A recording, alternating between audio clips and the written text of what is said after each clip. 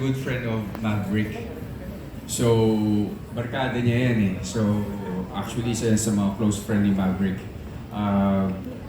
Wala naman bukang bibig si Maverick kundi okay na kasama to si Ruru. But, syempre, I cannot take his word for it. So, nung nakasama ko si Ruru mismo, sabi ko tama ito sinasabi ni Maverick ka. So, sinusubaybayan ko muna, pinapanood ko si Ruru.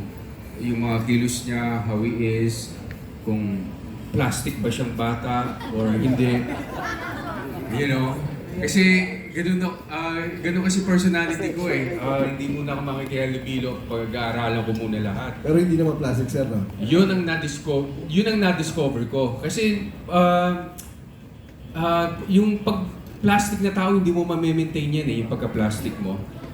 Hindi mo ma-maintain yan. Especially pag kaharap mo na kaming mga veterano, alam na namin yung kilos ng isang plastic na, na artista. So, kaya ako natutuwa kasi kaibigan ni Maverick Sururo at the same time binibuild up ng GMA. So, it means tama lang nang bigyan ng opportunity ang isang batang may talent at the same time mabait.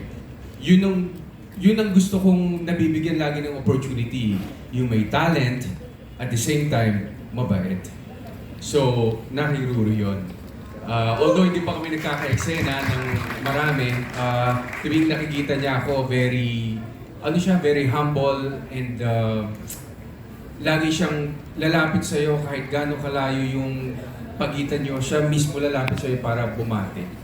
So, sana huwag siya magbago. And sa tingin ko, hindi naman siya magbabago eh. Di ba, pare?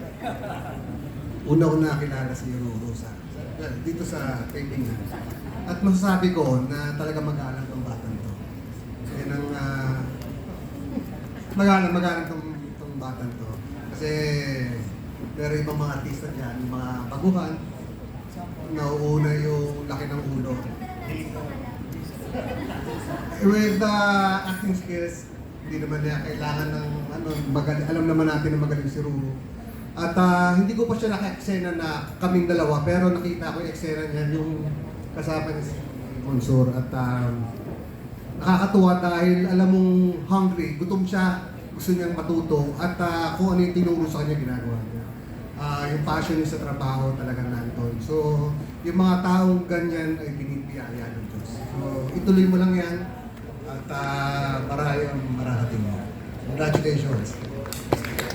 Thank you so much po. Hiya ko na ng reaction. Sir, boss, ano masasabi mo, sir, sa kanilang nabanggit sa iyong pagkatao? Grabe.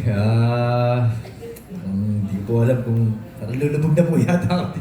Sobrang nagpapasalamat po. Siyempre po, sila po yung marami na rin po silang experiences pagdating po sa trabaho po na ginagawa po namin. At mula pa po sa kanila, yung mga magagandang salita na natatanggap ko ngayon, ang sarap pong isa puso. At syempre po, bilang sa kanila po ako natututo, nais ko naman pong gamitin yung mga natutunan ko para ipasa po sa mga bagong henerasyon, lalo-lalo sa mga gusto pong matuto gumawa ng action.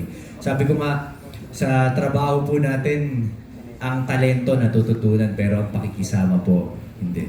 So for me, ang pakikisamang number one, dahil eventually kung talagang gusto mo yung ginagawa mo, talagang matututunan mo kung anumang talento ang kailangan. Salamat po. Thank you, sir.